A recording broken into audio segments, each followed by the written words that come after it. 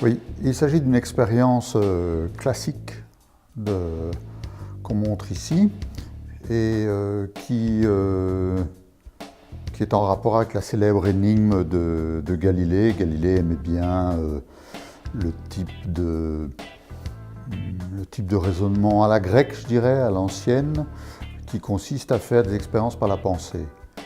Donc là, son énigme, c'est de se dire on est sur un bateau qui navigue sur la mer en ligne droite à vitesse constante.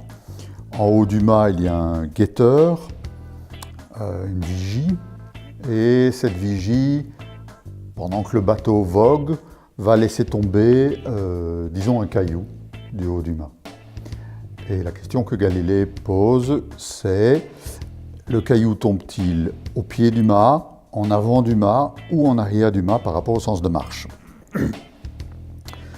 En général, quand on présente cette expérience, on la présente à un groupe d'élèves, ce sont souvent des élèves du secondaire, et on fait un poll. On demande qui penche pour la première solution, la deuxième ou la troisième solution. Et puis, ils sont en général assez partagés, avec une certaine tendance pour l'arrière du bateau. Et la solution vient de l'expérience. Ça doit être l'évidence. Donc, on propose de faire cette expérience où on fait en sorte qu'un chariot se déplace sur un rail à vitesse constante. Le chariot emmène avec lui une bille et à un moment dans son trajet, dans son élan à vitesse constante, la bille est lâchée, se sépare du chariot et tombe au voisinage d'un potiquet qui circule à la verticale du bateau. Et là, on peut se rendre compte que la bille tombe exactement dans le pot. Alors, pour les élèves, c'est un peu surprenant. Reste à tirer les conclusions par rapport à la physique et à expliquer ce que Galilée souhaite dire grâce à la réponse à cette énigme. Alors, essentiellement, il y a trois choses. La première, on pourrait la traduire ainsi, c'est que lorsqu'un objet possède une vitesse, il continue à cette vitesse pour autant que il garde donc la vitesse pour autant que qu'il n'y ait pas de force qui tende à le ralentir ou à l'accélérer. Donc une sorte de principe d'inertie dans ce cas-ci. Ce qui veut dire dans notre cas que la bille, une fois libérée du chariot qui a une vitesse, disons, V, continue à avancer comme le chariot à vitesse V, indépendamment de toute autre considération.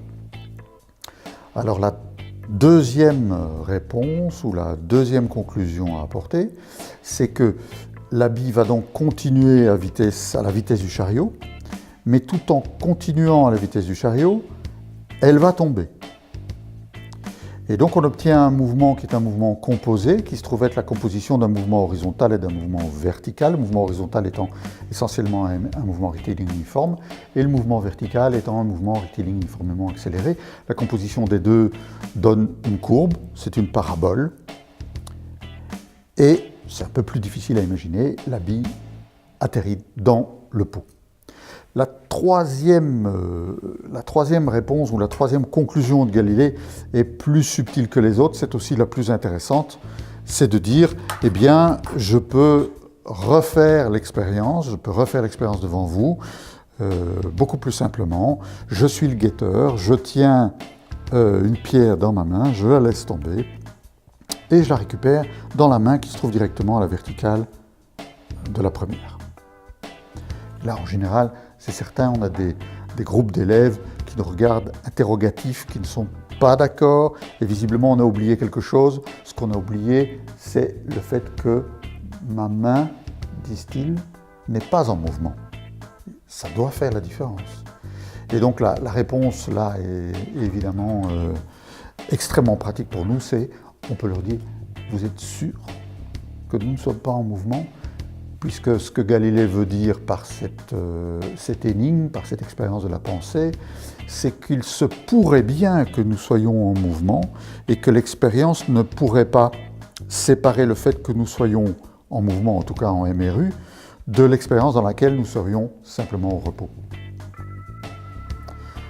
Alors du reste, il est facile de faire le calcul comme si les élèves avaient raison et de voir où tomberait le caillou s'ils avaient raison. Donc je reprends l'idée.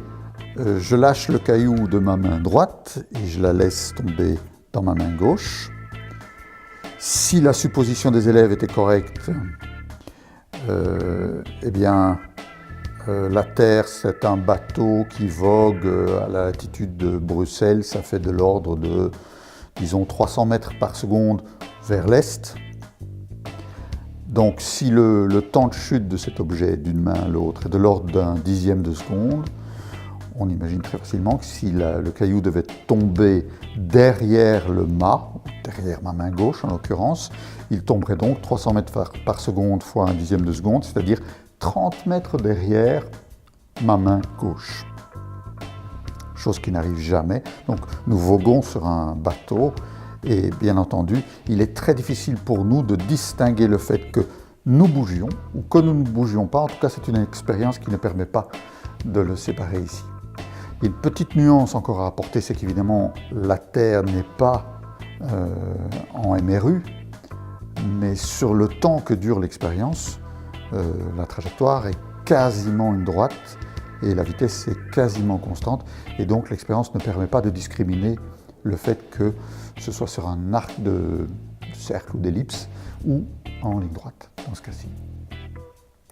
Concernant la deuxième conclusion de Galilée, donc il imagine que le mouvement de la bille est la combinaison d'un mouvement horizontal, un MRU, et un mouvement vertical qui est un mouvement rectiligne uniformément accéléré.